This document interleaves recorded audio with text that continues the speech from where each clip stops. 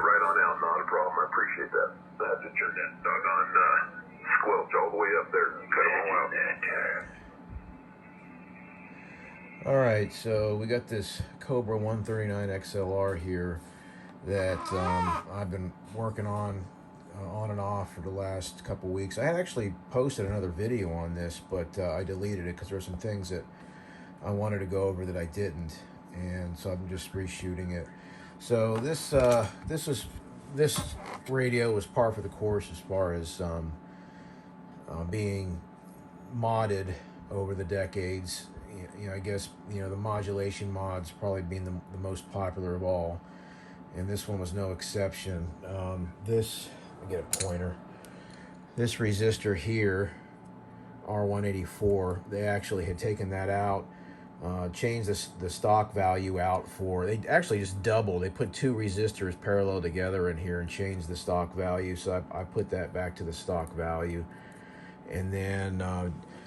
Over here, we got D21 and D22 right here.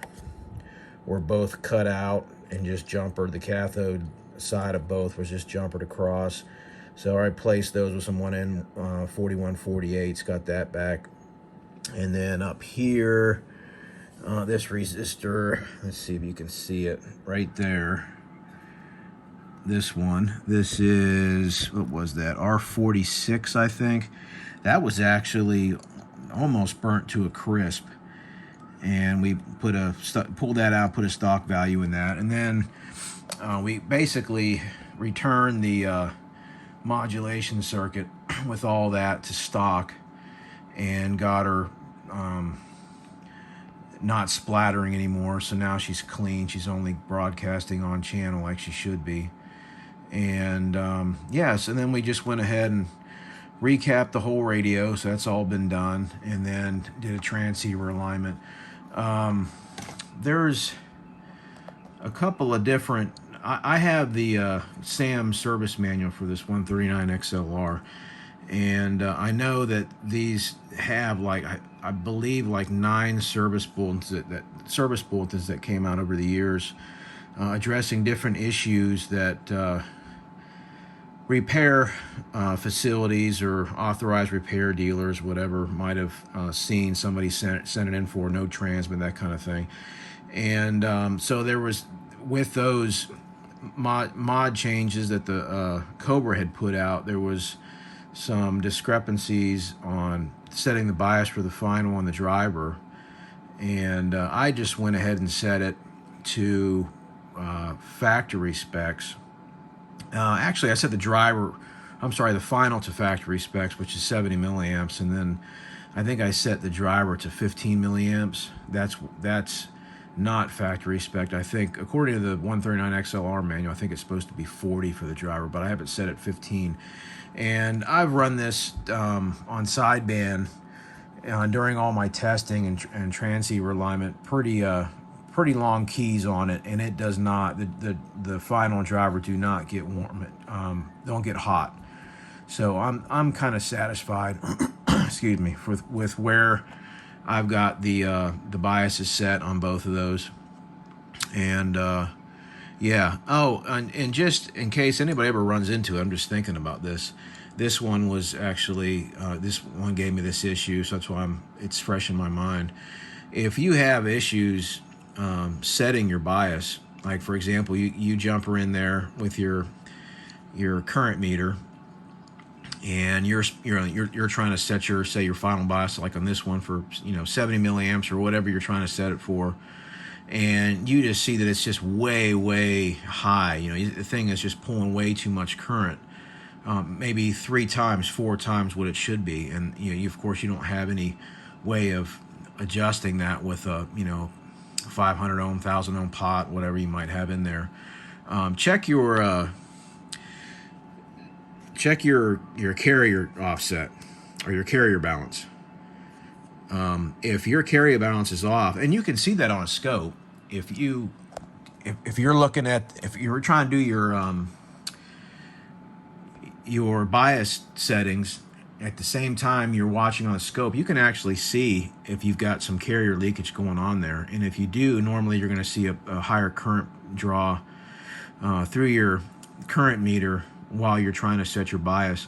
And then they'll give you an indication you need to go ahead and address that first before you set your bias. And this was one of those radios, and I've had a couple of Cobra 148s that have done the same thing to me, where I'm not minding a scope at the same time, and I go to set the bias and then see that it's just drawing way too much current, and realize at that point that I've got some carrier leakage, and I go right over there to that, I think it's usually, what is it, VR4, VR6, I can't remember, but your carrier balance pot, you can go over there, and then you can watch on the scope and see while you're keying and trying to set that bias if you have an excessive amount of leakage, and it'll be obvious. If you see that current draw just climbing up there really high, you're going to definitely see see it on the scope.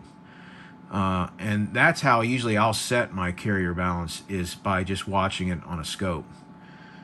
Anyway, I just thought I'd throw that in there. So anyway, this thing is been aligned now, and I've pretty much left everything else alone, other than setting or putting the modulation circuit back to stock. It seemed like they just threw everything but the kitchen sink at hacking this limiter circuit up. They did it in 3 different places here, but it didn't change the fact that it was a splatter box with any one of the ones they did. But anyway, so that's all back to stock, and yeah, she's receiving decent. We'll look at her just real quick. We'll look at her linearity on sideband. I tell you what, though, they just have such great sound on audio. Let's see if we can hear anybody again. 651, you're on top of the pile. 629 out here on my sand pile on the left side, Malibu. Yeah, they just sound so great on sideband. You gotta love these 138s and 139s. All right, so we'll go back to channel 19, and we'll put this into the RF sampler over here, and then I've already got a 2-tone set up over there, and we'll key her up and look at her linearity. All right, so we're doing about 5 watts average like I normally set them up for. She looks good. She's got nice clean crossovers. She looks good. I've got some good reports on her while I've DX'd on it a couple times so far. And let's see, AM, we can look at that, I guess. Let's go to AM. We'll change this back to a single tone. Oh, I just screwed that all up. All right. That should be good there. Okay, let's look at her on AM.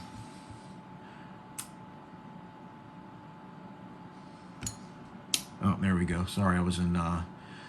So she's presenting the same waveform. Actually, this is a little bit better than I think the other 138 XLRs I've got. I found that if I go back through the transmit alignment, I can get that waveform just to looking a little bit better. It seems like I can shape it over there. I haven't spent a whole lot of time doing it, but I have noticed I can. So, but she's not over modulating anymore, which is good. We can look at her on a. Actually, I'll tell you what. Let's just do this. We should be pumping in there. We can see what what kind of modulation percentage we have. So yeah, so we're looking at 90% there. 89, 90%. And let's turn this on. We'll go auto seek on our Rigel here. All right, so we got our center frequency. All right, so we got our center frequency, and we'll set our span to 30 kilohertz. There you go. So let's turn off the modulation. We'll just go with a dead key. And there's our center frequency. And there's our modulation. Yeah, she's nice and clean. This is 3 channels wide here. She's not splattering all over the place, which is nice. Okay, so that's that. We'll take a quick look at We'll just put her into, give me a second here, take her out of the RF sampler, and we'll put her into our HP 8647A up there. So we're gonna, let's do AM first.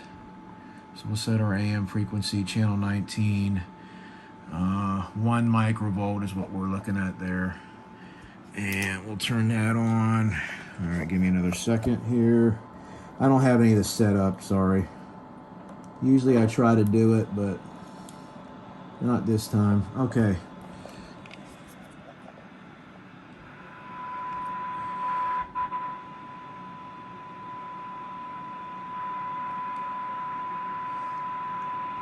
So what do we got there? Got about, what is that, about 14 dB of synad at 1 microvolt. Let's try 0.5 microvolts up. 0.5 microvolts. That doesn't seem right. There we go. So she is... All right, so there's minus 111 dB, and she's about 11 dB of synad. Let's go minus 112. So there's minus 112, and she's pulling 10 dB of synad at minus 112. All right, let's take a look at lower sideband. And we'll go back to 1 microvolt. Keep doing that. All right, so there's 1 microvolt.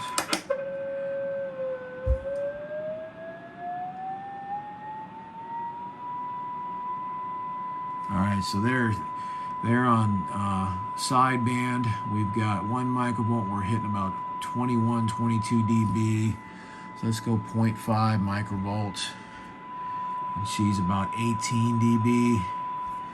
How about 0.25 microvolt?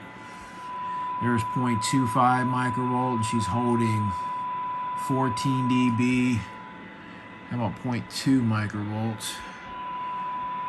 Just over 12 dB. What is that?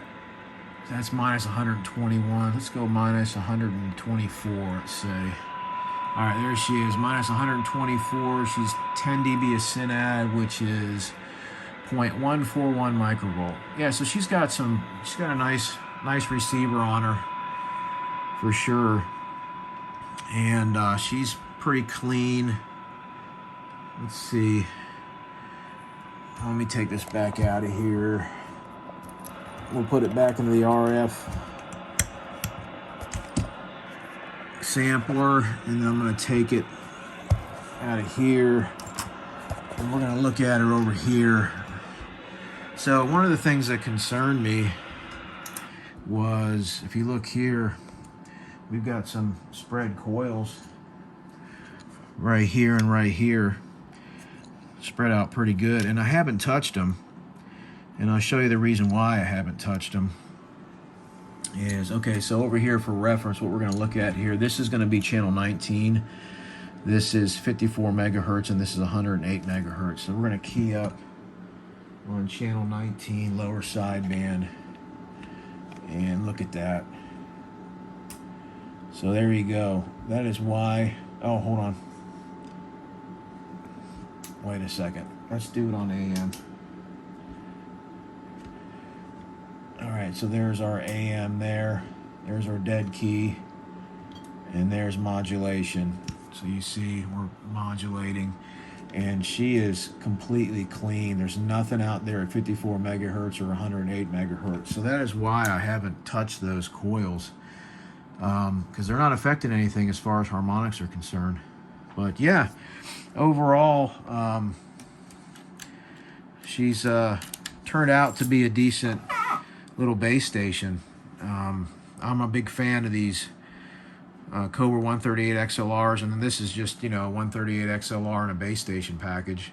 I'm a big fan of them. I think they sound great on sideband, and this one doesn't disappoint as far as that's concerned. It took a little bit more work to get this one done, with figuring out, because obviously my eyes aren't all that great at my age, and finding the different places where they had modded the circuit, it takes me a while to go through and to notice, oh, look, that looks odd there. Oh, there was also another resistor here.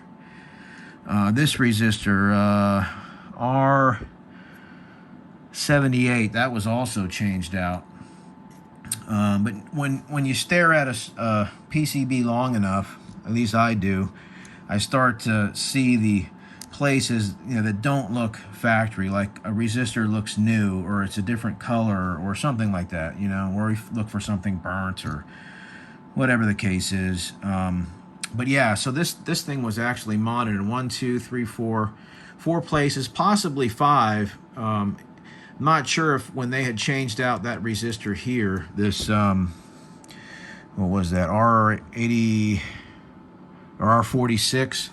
I don't know if that was changed initially as part of some mod, and then there was just an over excess of current flow through it, and it basically burned up, or not. But it's a stock value in there now that I replaced it with.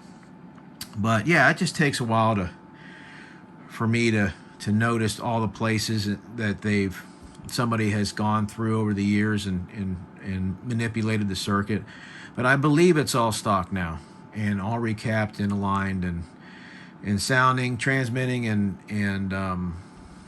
receiving great. So yeah, just a quick video on this. So 73s to everybody.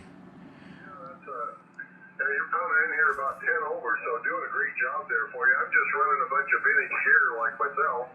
I'm running an old Courier Centurion PLL and an old Chris Boomer amp, about 100 watts into a super penetrator. So everything's old, including the operator there, Jim. Yeah, just super great receive on these radios. Can't beat it.